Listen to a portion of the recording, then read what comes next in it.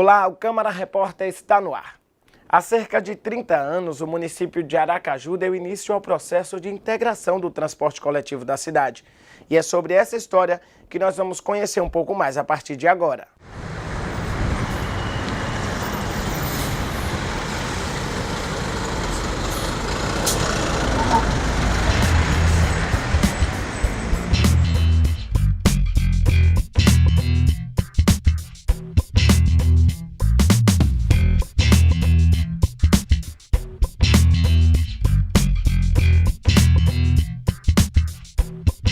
O terminal do Distrito Industrial de Aracaju foi o primeiro a ser inaugurado aqui na capital. Mas você já imaginou se hoje Aracaju não tivesse terminais de integração do transporte coletivo? Não tem como. É impossível, porque quer não, o meio de transporte, a maioria de Aracaju vai para o terminal de integração, né? Por exemplo, para chegar na faculdade pego 3. Imagine sem ele, como eu não vou gastar, né? Se a gente não tivesse esse terminal, seria bem mais difícil. Porque cada local que você se desloca, você tem que pagar uma passagem.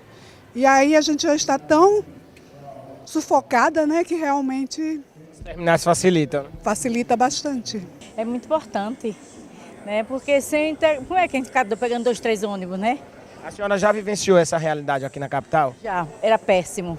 As reclamações dos usuários do transporte coletivo da capital foi o ponto de partida para dar início a uma das mais famosas e bem-sucedidas estratégias de mobilidade urbana implantadas no Brasil. Eu era vereador, eu fui eleito em 82, e em 83 eu percorria os bairros, tinha reuniões com a comunidade e tudo, e eu procurava discutir a questão de saúde e educação, que era o que eu tinha priorizado para a minha atuação parlamentar. Só que a população sempre trazia o problema do transporte. E eu notei que era um problema grave, porque era muito mais reclamado do que a parte de educação e a questão de saúde. Aí fui para Brasília, existia a Empresa Brasileira de Transportes Urbanos, que era uma entidade federal, mas que atuava ajudando os municípios para resolver os seus problemas de trânsito. Existia o GEIPOT, que era a Empresa Brasileira de Planejamento de Transportes, e eu fiz contato com ele e disse que gostaria, que era vereador, e que gostaria de ter um conhecimento mais profundo sobre a questão. Então, pronto, me dirigi para lá, fiquei uns 20 dias em Brasília, eles me deram literatura sobre planejamento de transporte, operação de transporte, cálculo de tarifa, né? Os padrões, por exemplo, principais que você tinha que estabelecer para o transporte. O processo para que Aracaju pudesse ter 6 terminais de integração não foi fácil. Apesar de 38% da população na década de 80 gastar 2 tarifas ou mais para se deslocar dentro da capital. A cidade era dividida, eram 2 empresas, a empresa Fátima e a empresa Progresso, e o sistema era dividido ali na Rua de Alagoas para o norte. Eram as linhas da empresa Fátima e da Rua de Alagoas para o sul, eram linhas todas pertencentes à empresa Progresso. Quando você propôs uma mudança que acabava com essa rigidez, acabava com a divisão da cidade entre 2 empresas geograficamente, claro que houve um impacto muito grande e as empresas achavam de que iam perder receita com isso e nós mostrávamos que não, que a população ia usar mais o transporte e no fim os dados mostraram isso, de que de 4 milhões e 700 nós chegamos a 6 milhões e 100 mil passageiros, então houve um crescimento enorme, porque essa flexibilidade levou a população a usar mais o transporte público. Com base no projeto desenvolvido em Curitiba pelo urbanista Jaime Lerner, Aracaju começou o processo de integração do transporte coletivo, se tornando a 2ª cidade no país a implantar o sistema e a primeira a conseguir integrar toda a região metropolitana. E com isso, a população deixou de pagar a dupla tarifação. Foi um benefício enorme, que nós ganhamos não só economizando o tempo de deslocamento que a pessoa gastava para ir de casa para o trabalho, do trabalho para a sua casa, como também nós ganhamos a nível de custo, que ninguém mais pagava 2 tarifas na cidade.